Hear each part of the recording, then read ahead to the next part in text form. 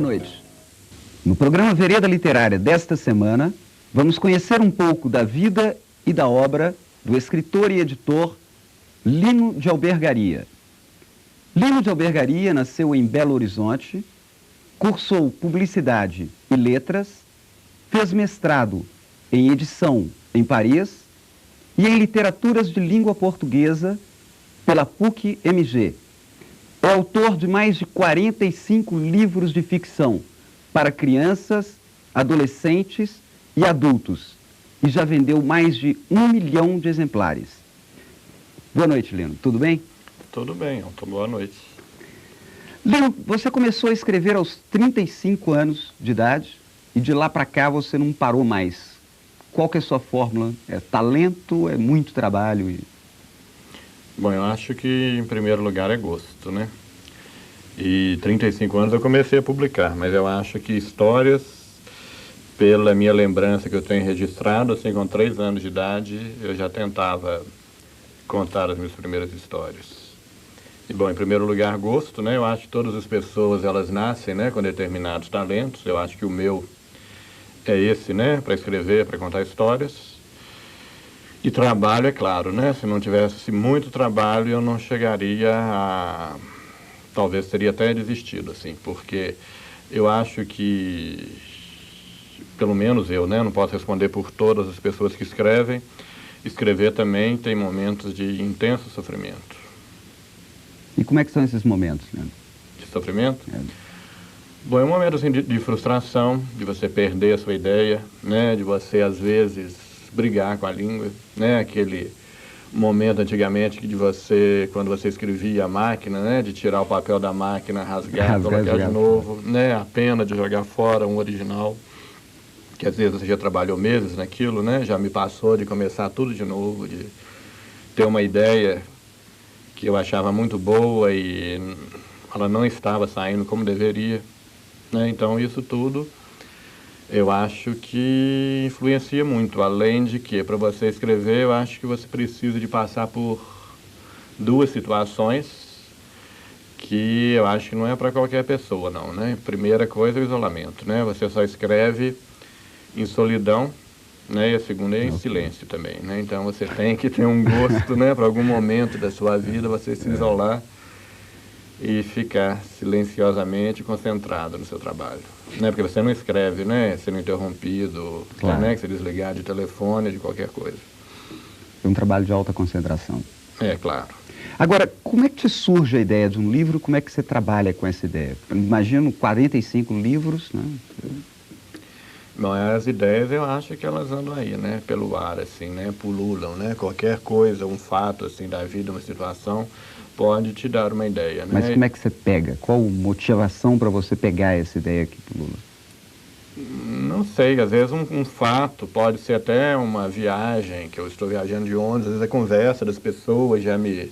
Né? Se eu estou ali sem fazer nada, né? Se eu presto atenção na própria vida, ela pode me dar um sinal para que eu guarde aquilo, né? Claro que eu não saio de lá escrevendo uma história, né? E uma coisa que fica armazenada, né? Na memória, digerida, e algum dia volta mais tarde em alguma coisa. Pode ser, às vezes, uma frase, uma palavra, tudo isso vai evocando, né? Puxando outras coisas. Quer dizer, né? Que pode ser trabalhado. O romancista é dono de um olhar indiscreto. De um olhar e de ouvidos indiscretos, né? Agora, me diz uma coisa, você escreve para crianças, para adolescentes e para adultos, e diz que tem uma preferência para escrever para adolescentes. Por que isso? Bom, eu acho que há momentos, né? De algum tempo para cá, né? Eu comecei escrevendo literatura infantil mesmo, para criança. Inclusive, meu primeiro livro, que se chama Eurico Rei à Toa, é um livro para criança que está começando a desenvolver a linguagem, começando a desenvolver a linguagem escrita e a leitura. E depois, com o tempo, eu fui descobrindo a literatura juvenil. Na minha experiência com a literatura adulta é mais restrita, né? Eu tenho 2 romances só e eu tenho que cuidar mais, já que é uma experiência nova, também o sofrimento é maior. E acho que tem uma identificação com o público, né? Adolescente, eu acho que é uma idade muito ingrata, né? Passar pela adolescência, e acho difícil para, pelo menos aqui os adultos, né? Me falam que para eles é muito difícil conviver com adolescentes, mas eu acho uma idade assim muito interessante, né? De descoberta do mundo, ao mesmo tempo descoberta da própria presença da pessoa dentro do mundo. E também é uma passagem, né? E toda passagem, aquela velha história, né? De você perder uma casca, né? Para ganhar uma outra mesmo fisicamente. Eu acho a adolescência como tema fascinante para escrever sobre ela. E me diz uma coisa, quais são os principais pontos, quais são os principais motivos de sofrimento de um adolescente que você percebe? Bom, acho que o adolescente, em primeiro lugar, é o próprio, né? Saber onde é que ele tem o pé no mundo, né? Então ele já começa a ter os primeiros conflitos, né? Como adulto, com a família. Ao mesmo tempo ele é e não é, que ele não é mais uma criança, ele não é mais um adulto, tem alguma coisa de criança, ele é muito mais cobrado, né? Do que uma criança. Começam, né, a cobrar do adolescente um compromisso com o futuro deles, né? Tem que tomar jeito, tomar pé, começar a trabalhar, ou definir que profissão ele vai ter, né? Você vai fazer universidade, pensar num vestibular. Então, é uma criatura que começa a ter um conflito. E o outro conflito maior é o próprio corpo dele, né? Que ele está vivendo lá, né? Aquela guerra, né? De hormônios, de pelo nascendo na cara, né? De seios, de menstruação, descoberta da sexualidade também. Daí que é uma transformação total na pessoa. E muito interessante, né? Você olhar, pensar sobre isso. Pois é, então, falando do sofrimento ao amor também, você é autor de uma história de amor para adolescentes. O amor que se descobre na adolescência, como que se descobre o amor na adolescência, na sua opinião? Como é que ele vai para a vida adulta e como é que seria a sua recomendação para que esse amor chegasse feliz, né, à vida adulta? A minha recomendação eu acho difícil, né, eu recomendar, mas eu posso falar como, né, eu trabalhei, né, em livro para adolescentes. Na verdade, uma história de amor. É claro que a adolescência, nesse sofrimento todo que o adolescente passa, né, para afirmar a individualidade dele, o contraponto é o amor, né? Na adolescência, a descoberta, a vivência do primeiro amor, né? Talvez os amores de infância são amores mais platônicos, né, e transferidos para outra pessoa, pela mãe, para a professora, ou um amor platônico, né, por uma outra criança, mas ele se manifesta mesmo na adolescência. Então, acho que o contraponto do sofrimento na adolescência é essa descoberta do amor. E uma história de amor, na verdade, há um certo mito, né, de que, enquanto leitores, né, são as meninas que preferem as histórias de amor.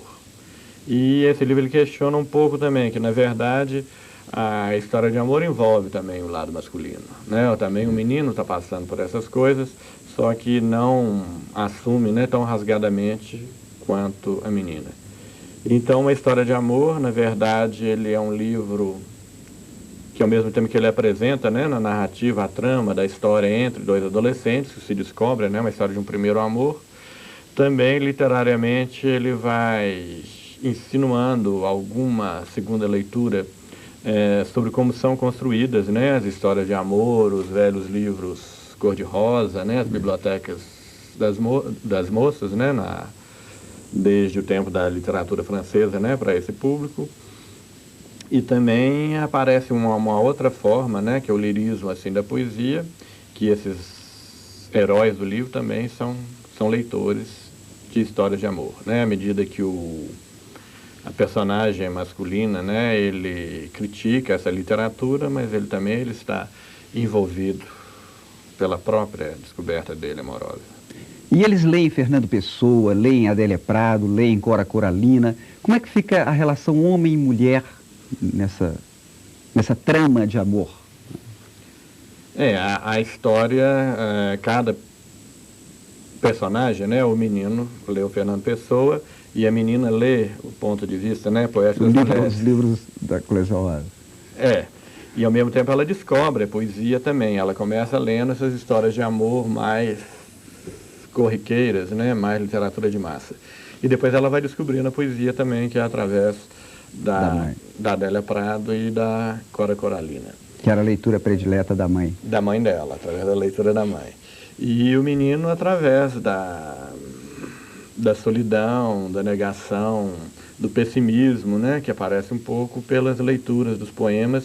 É uma história de amor que acontece na praia, então ele sempre preferindo a chuva, né, as partidas, um barco partindo, e ela já muito mais solar, né, com uma visão feminina muito mais disposta para o amor, e parece que ele estaria, né, fugindo do amor, mas na verdade ele também é seduzido pelo mesmo impulso que ela.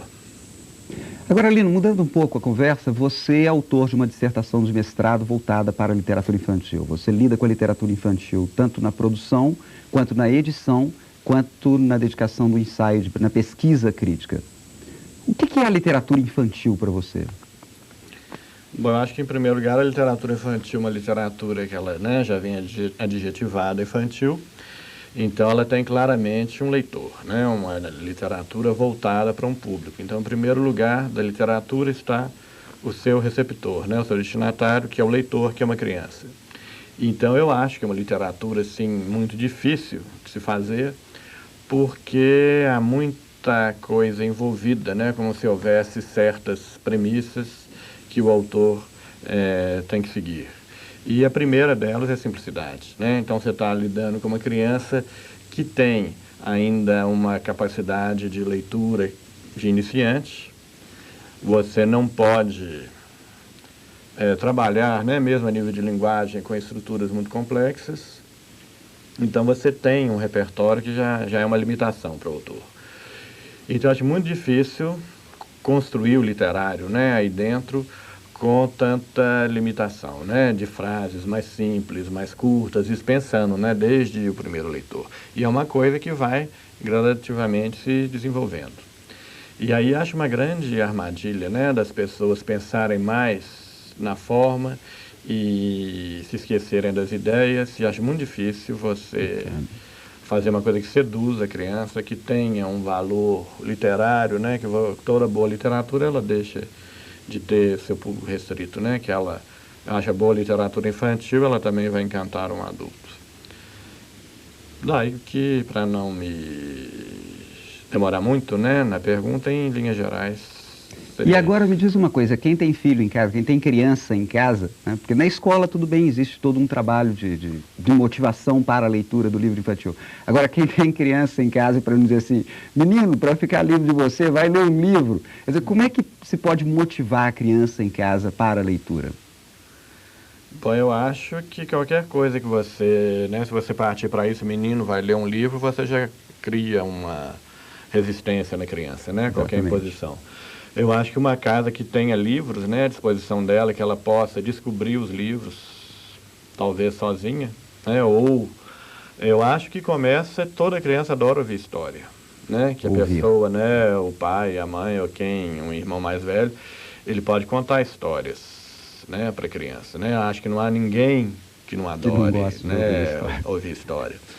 Pode contar, depois pode começar a ler história junto com a criança, começar a descobrir a leitura, né, juntos, né, folheando um livro. Acho que a literatura infantil tem uma coisa tão bonita, né, que a imagem, a ilustração, os livros infantis são tão bem cuidados, né, nesse aspecto. A gente tem uma geração de ilustradores tão competente, né, mesmo aqui em Minas Gerais, em Belo Horizonte, que é um centro de ilustradores, né, que os editores de fora vêm buscar em Minas. Então, tudo isso vai, acho que, envolvendo. Acho que a criança tem que ser envolvida pelo livro. E que depois ela vai descobrir que tema ela gosta, né? E quanto mais livros ela puder ter acesso a eles, né, ela mesma vai descobrir e construir a leitura dela.